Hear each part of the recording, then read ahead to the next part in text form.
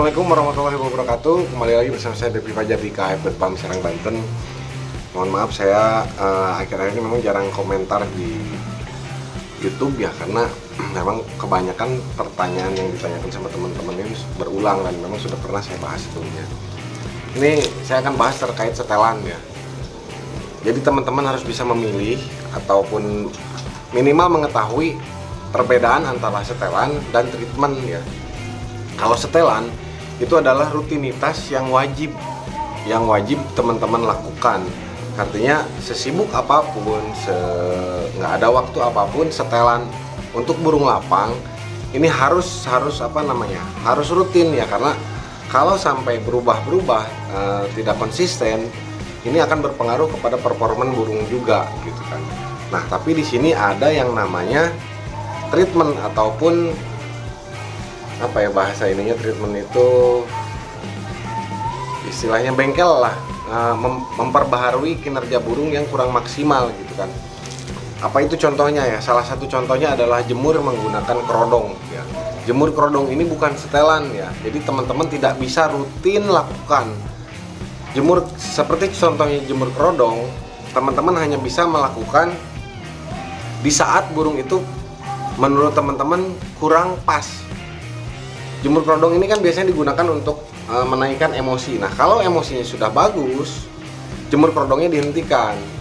Setelan rutinnya adalah jemur seperti biasa saja gitu kan, pagi hari. Pagi hari misalkan jam 8 sampai jam 9 gitu kan, 1 jam. Nah, itu setelan yang harus rutin dilakukan sesibuk apapun teman-teman gitu kan, kalau memang teman-teman memilih untuk main burung lapang. Karena setelan ini untuk burung lapang sangat penting gitu kan.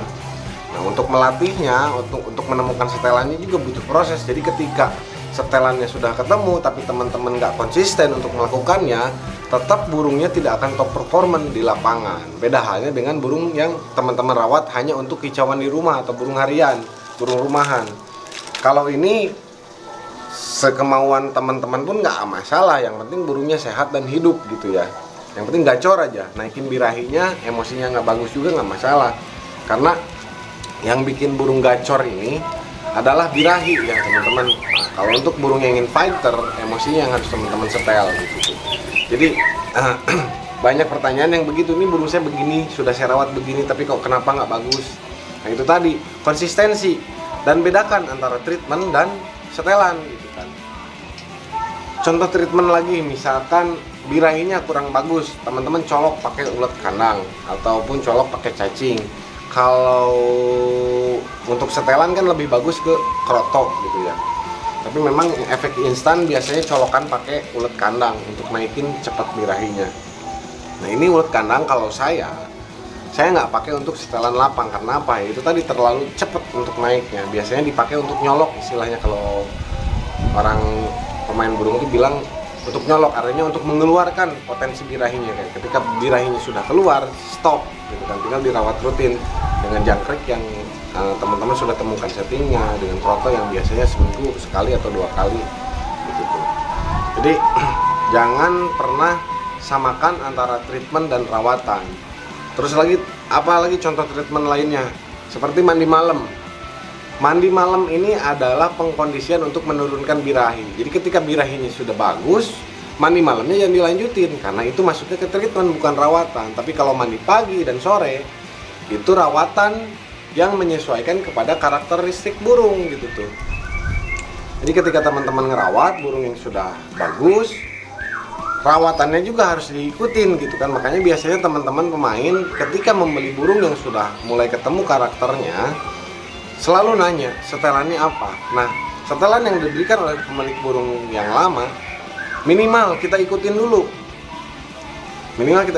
Kalau misalkan burungnya sudah cocok, istilahnya sudah adaptasi dengan lingkungan baru, dan setelan yang lamanya juga maksudnya cocok di lingkungan yang baru, ya tinggal dilanjutin. Nah kalau misalkan setelannya berubah, ya itu teman-teman setel ulang lagi, dirawat lagi. Biasanya proses untuk merawat dan menemukan setelan baru itu kurang lebih sekitar 1 kali mabung gitu kan. Sama ini satu lagi terkait umbaran.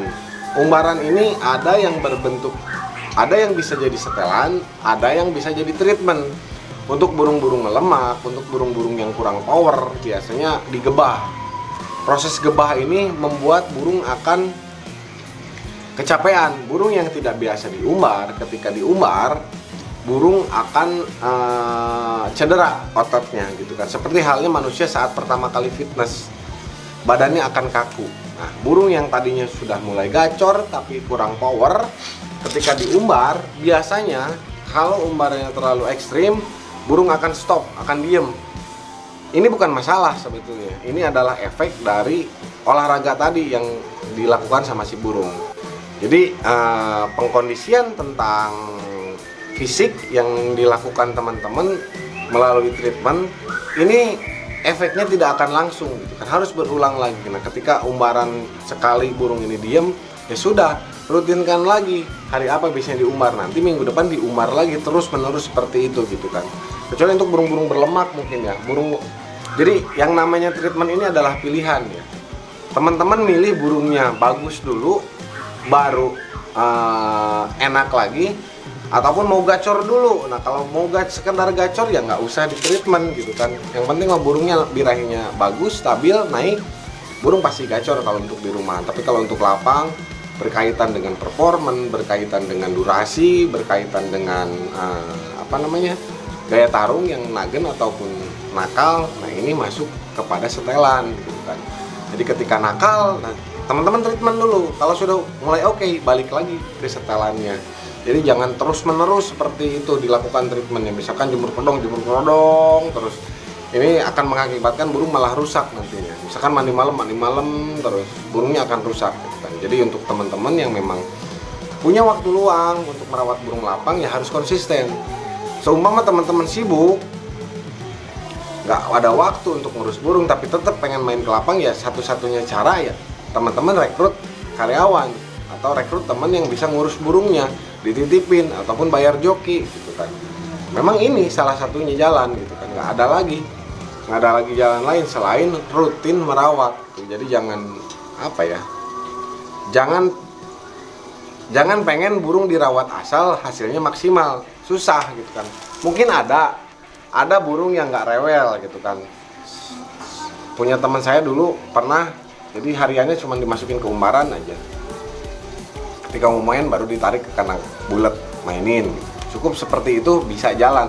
Tapi ini kan berkaitan dengan karakter individu burung gitu kan. Nggak semua burung seperti itu, dan nggak bisa semua setelan ataupun rawatan harian burung bisa cocok untuk dibawa ke lapang gitu kan. Ini kembali lagi kepada karakteristik burung gitu.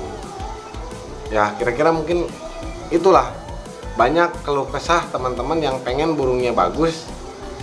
Jawaban dari saya kira-kira seperti ini. Jadi harus diapain gitu kan.